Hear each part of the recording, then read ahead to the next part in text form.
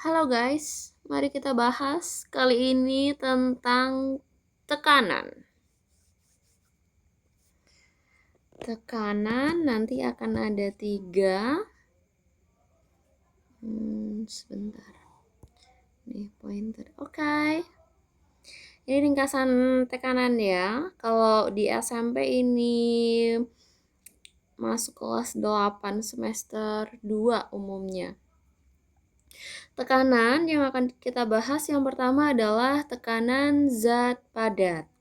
Secara definisi, tekanan zat padat itu adalah besarnya gaya, yaitu F, yang bekerja pada setiap satuan luas bidang tekan, dilambangkannya sebagai A. Sehingga tekanan zat padat dapat dirumuskan P sama dengan F dibagi A, di mana P-nya ini adalah tekanan, F-nya gaya, A-nya adalah luas bidang tekan. Jadi kalau misalnya gayanya semakin besar dan luas bidangnya semakin kecil, itu nanti tekanannya akan semakin besar. Contohnya gini. Misalnya nih, saya menggunakan sepatu heels ini dengan sepatu biasa. Apa yang namanya? Sneakers. Sepatu olahraga lah. Nah, ketika saya menggunakan si sepatu heels ini yang berwarna merah, saya akan merasa mudah capek. Kenapa? Karena tekanannya besar. Kok bisa? Karena di sini nih, luas bidang tekannya ini kan kecil. Semakin kecil nilai A-nya, tekanannya akan semakin besar. Makanya ketika seseorang menggunakan heels, itu akan mudah capek daripada dia menggunakan sepatu yang biasa. Karena kalau sepatu yang biasa kan luas bidang tekannya yang di sini, ini kan lebih besar. Kalau si pembaginya ini lebih besar, maka tekanannya akan semakin lebih kecil. Makanya tidak mudah capek. Kemudian ada tekanan zat cair. Tekanan zat cair yang pertama adalah tekanan hidrostatis, yaitu tekanan yang diberikan oleh zat cair atau fluida dalam keadaan diam terhadap suatu objek pada kedalaman tertentu. Lah, rumusnya adalah P sama dengan Rho. Rho ini adalah massa jenis dikali G. G ini adalah gravitasi dan dikali dengan H. H ini adalah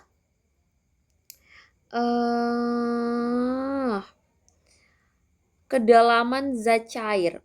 Jadi misalnya kalian punya akuarium kayak gini, ini ada airnya, kemudian ini ada ikannya lah.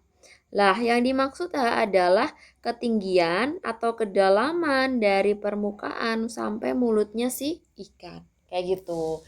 Makanya kalau misalnya kita berenang nih, semakin dalam kita menyelam, tekanan yang ada di dalam paru-paru kita ini akan semakin besar, akan semakin kerasa kayak kok kayaknya sesek ya, kayak gitu. Karena tekanannya akan semakin besar. Seperti teori yang di sini, manusia diperkirakan mampu menyelam hingga kedalaman sekitar 20 meter. Nah, lebih dalam dari itu, tekanan air akan semakin besar. Dan paru-paru manusia tidak akan dapat menahannya. Begitupun sama dengan kapal selam.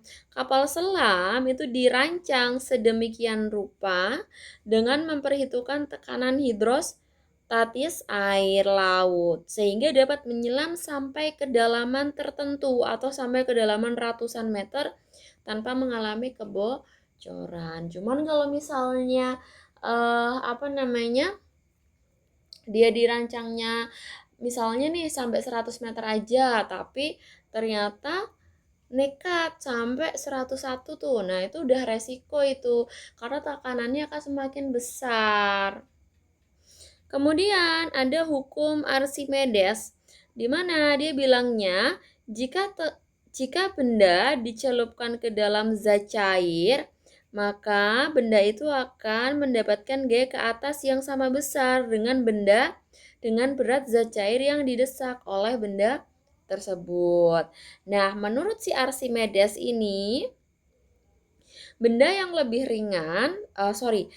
dia menjadi lebih ringan bila diukur di dalam air daripada di udara biasa kayak gini. Kenapa? Karena bendanya mendapatkan gaya ke atas dibandingkan ketika diukur di udara. Nah, dari hukum Archimedes ini maka berlaku berat benda zat cair yang dipindahkan akan sama dengan massa dikali gravitasi. Dan masanya yang di zat cair ini akan sama dengan rho zat cair dikali volume zat cair. Sehingga berat air yang didesak oleh benda adalah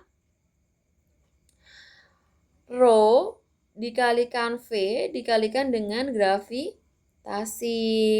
Yang berarti bahwa menurut hukum Archimedes, besar gaya ke atasnya sama dengan FA sama dengan rho GV, di mana V-nya ini adalah V yang dipindahkan atau V yang tercelup. Kayak gitu. Masuk ke tekanan zat gas. Lah, ini ada percobaan. Ada Erlenmeyer yang diisi air kemudian ditutup dengan si balon. Ketika dipanaskan, balonnya ini akan mengembang. Hal ini terjadi karena ketika air di dalam Erlenmeyernya ditutup dengan balon karet, kemudian dipanaskan, dia akan membuat balon karetnya mengembang. Kenapa? Karena partikel gas dalam Erlenmeyernya ini menerima kalor dari si pemanasannya ini. Lah, akibatnya gerakan partikel gas dalam Erlenmeyer semakin cepat. Makin cepat dan terjadilah pemuaian. Pemuaiannya kemana? Ke atas. Sehingga tekanannya semakin besar. Kemudian kita mengenal juga balon udara. Lah, di balon udara ini massa jenis total dari balon udara lebih ringan daripada massa jenis udara di sekitarnya, sehingga balonnya bisa terbang. Lah, massa jenis balon udara tersebut dikendalikan oleh perubahan temperatur. Saya hapus sekalian ya ini. Bentar. Ini dikendalikan oleh perubahan temperatur.